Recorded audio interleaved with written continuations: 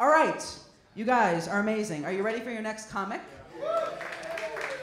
Next guy, very funny. He does colleges and clubs all over town as well, and his name is Ammon Brown, so give it up.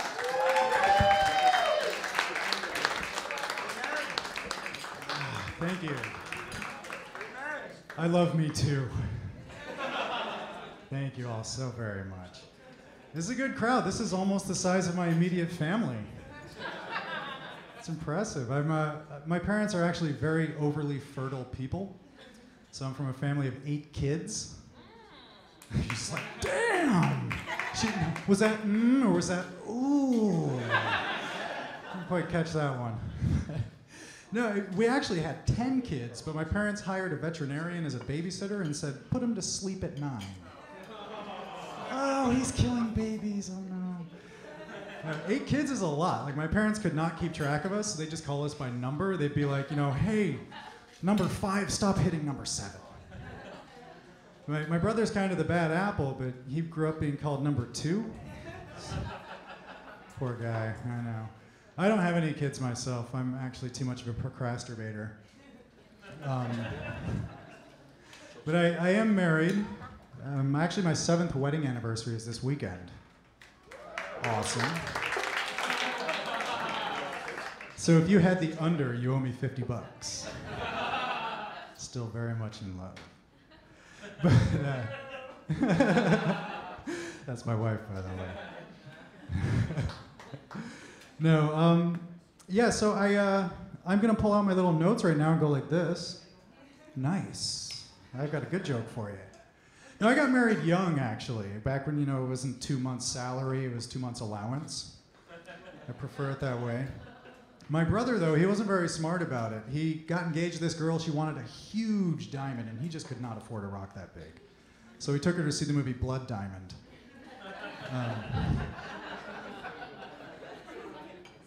Totally backfired on him. He had to dump her because she was racist. And I get groans. No, I'm gonna pull out my little notes again. You like that? Oh, that is a good one. So yeah, my brother and I, we used to play a lot of pranks on each other when we were kids. He'd sneak into my room at night and fill my hand with shaving cream and then tickle my nose. You guys ever done this one? Tickle your nose, you go, oh. I wake up, I'm like, oh yeah, good one.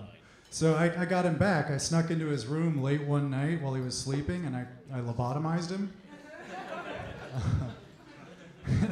When he woke up from the coma 6 months later, I called him from juvie, and I was like, I win. But he just recently got me back really good, too. He stole my phone, and he replaced the ringtone with the sound of a really loud fart. And then he calls me when I'm in a crowded restaurant, and all I hear is just... I'm like, oh my God, that sounded close. I think it might have been me because I felt my pants vibrate. Oh my God. Here we go again, ready? Nice. So now every time I cut one in public, I just pull out my phone and go, man, I gotta get rid of that ringtone. I'm like, yeah, that smell, it's the latest ringtone technology. Yeah. I'm a big fan of technology. The one thing I don't like about it is all the spam I get. I keep getting spam for like penis enlargement. I don't know if you guys get these. I guess if I'm in the target market, it's not really spam. It's like serendipity. But I keep getting these things, and they like to play like porno Mad Libs to try to get past your spam filters. They're like, whopper size your ombre piston to make your chica shrieker.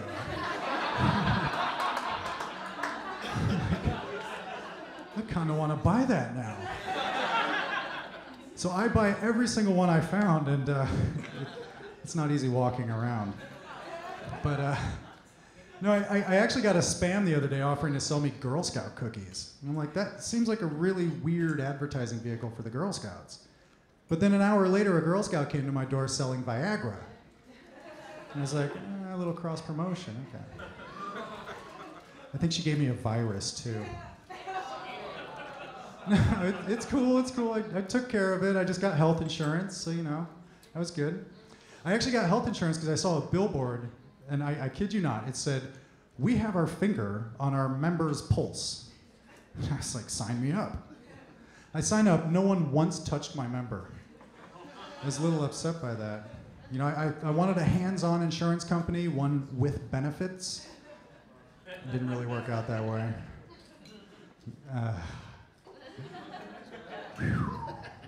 That's a good one. Yeah, but I needed insurance because I smoke. It's not a good thing. But I have cut down. Now I only smoke when I'm awake, which is useful. But I am trying to get healthier. I actually started riding a bike to work. After 15 minutes, I was just so winded, I just gave up trying to saw through the guy's padlock. I was like, I'm just gonna take the train, screw that. But part of this like get healthy vendetta, I started taking children's vitamins when their parents weren't looking. Which is good. Kids have tastier vitamins, I tell you. But you know, I figured like I should get in shape, so I took up a sport. I tried bungee jumping. And it turns out I'm only good at bungee crapping my pants. So, that didn't work out too well. Here we go again. Ready? Oh, you guys are in for a good one. So I live in Brooklyn. Apparently everyone here lives in Brooklyn. Like we should just really move the club down there. But I have a car in the city, which is useful. It's also not so great. I actually wanted one of those really big SUVs, but my wife is, you know, she's vegetarian and eco-conscious, so I drive a hummus. Like, oh God. I park it on the street. Like every other day, my car gets broken into, and they'll just take half my CDs. They'll just go through them and pick the ones they want. So after a while, I just started leaving notes in the car. There was like, thieves who stole these CDs might also enjoy stealing the following CDs. I come out the next morning, and there's a note on my car. Good customer service, bad selection, 3 stars. But no, I live in Brooklyn. I woke up the other morning and looked out the window, and I was like, whoa, IKEA. They built that thing in like 4 days. I can't put one of their bookshelves together in 4 days. And this entire building goes up. And I'm wondering if the whole building didn't come flat packed in a box the size of a loaf of bread. And they had 2 guys put the whole place together armed with an Allen wrench and instructions written in Swedish. I'm like, if they're anything like me, when they're done, they've got like 9 really important parts left over. And like the back wall is upside down and backwards. Yeah, I'm definitely not going in there. You shut the door and then it just doesn't shut right because the whole building's crooked. It doesn't work for me. But I do have to go into IKEA from time to time because they have so many different couches that you can sit on. And I really need practice at getting lap dances. You know, I just go into IKEA and be like,